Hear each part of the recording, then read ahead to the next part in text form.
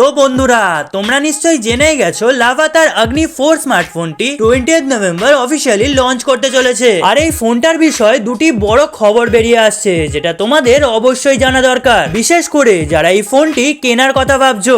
একটা খবর শুনে তোমরা হয়তো খুবই এক্সাইটেড হয়ে পড়বে, কিন্তু অন্য খবরটি শুনে তোমরা তৎক্ষণাৎ ডিসঅ্যাপয়েন্ট হতে পারো। আর তাছাড়া দেখতে গেলে লাভা এই ফোনটির বিষয়ে প্রায় সমস্ত স্পেসিফিকেশনস লিক করে দিয়েছে। আর আজকের এই ভিডিওতে সেই সমস্ত অফিসিয়াল কনফার্মেশন নিয়েই ফোনটির বিষয় কমপ্লিট ডিটেলস দিতে চলেছি। তো চলো প্রতিবারের মতো প্রথম থেকে শুরু করা যাক। তবে তার আগে একটি লাইক অবশ্যই করে দাও আর কমেন্ট করে বলো তুমি এই ভিডিওটি কোন ফোন থেকে দেখছো, কারণ আমিও দেখতে চাই আমার প্রিয় সাবস্ক্রাইবাররা কোন কোন ফোন থেকে আমার ভিডিও দেখে। তো চলো আর কথা না বাড়িয়ে প্রথমেই এর ডিজাইনের দিকে চলে যাওয়া যাক। লাভার এই আপকামিং ফোনটিতে দেওয়া হয়েছে গ্লাস ব্যাকের সাথে মেটালিক ফ্রেম, যা ফোনটিকে কিন্তু বেশ আকর্ষণীয় করে তুলেছে। আর ফোনটির ফ্রন্টে দেওয়া হয়েছে কর্নিং গরিলা গ্লাস 5 এর প্রোটেকশন। আর এবারে ক্যামেরা মডিউলটাও কিন্তু বেশ ইউনিক করা হয়েছে। ওভারঅল দেখতে গেলে ফোনটা কিন্তু ডিজাইনের দিক থেকে বেশ ইউনিকই লাগছে। আর যদি বলি এর ডিসপ্লের কথা, তাহলে ফোনটিতে দেওয়া হয়েছে 6.67 ইঞ্চের অ্যামোলেড 120 হার্টজ এর একটা ডিসপ্লে। আর এর রেজোলিউশন থাকতে চলেছে 1.5K। আর রিসেন্টলি কিছু লিকসে এমন বলা হচ্ছিল যে এই ফোনটিতে কোয়াড কার্ভ ডিসপ্লে হতে পারে, কিন্তু লাভা অফিসিয়ালি অ্যানাউন্স করেছে যে ফোনটিতে ফ্ল্যাট ডিসপ্লে দেওয়া হবে, যার ব্রেজেস থাকবে একদমই কম। তো নো ডাউট বাজেট অনুযায়ী ডিসপ্লে কিন্তু ভালোই হতে চলেছে।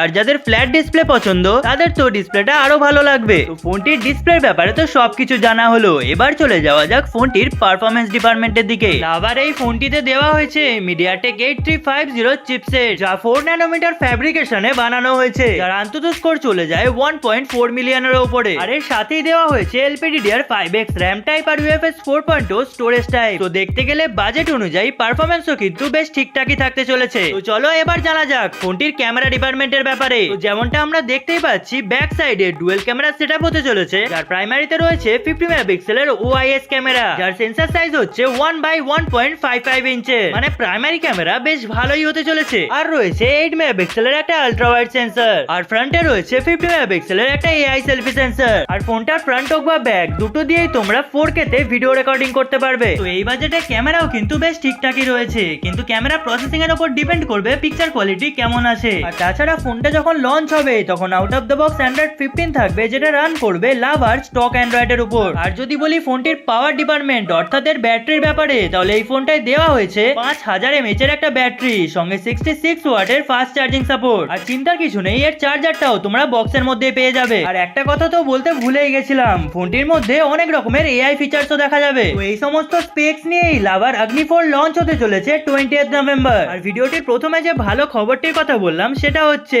এই ফোনটি ইন্ডিয়ার পাশাপাশি ইউকে তেও লঞ্চ হতে চলেছে, যেটা লাভার একটা বড় অ্যাচিভমেন্ট বলা চলে। আর যে খারাপ খবরটির কথা বলছিলাম সেটি হলো লাভার এই ফোনটি একটি ওডিএম প্রোডাক্ট, মানে এই ফোনটি অন্য ম্যানুফ্যাকচার দিয়ে বানানোর পর লাভা তার লোগোটি এখানে পেস্ট করে দিয়েছে। আর এটা শুনে ডিসঅ্যাপয়েন্ট হওয়ার কিছু নেই, কারণ অনেক ব্র্যান্ডই এটা করে থাকে। সে যাই হোক, আজকের এই ভিডিওটি থেকে তোমরা জানতে পারলে লাভার আপকামিং স্মার্টফোন লাভা অগ্নি 4 এর সম্পূর্ণ স্পেসিফিকেশনের ডিটেইলস গুলো। তো এই ফোনটি নিয়ে তোমাদের কি মতামত কমেন্ট করে অবশ্যই জানাও। আর ভিডিওটি ভালো লাগলে একটি লাইক অবশ্যই করে যাও। আজকের ভিডিওটি এখানেই শেষ করলাম, দেখা হবে পরবর্তী ইনফরমেটিভ টেক ভিডিওতে।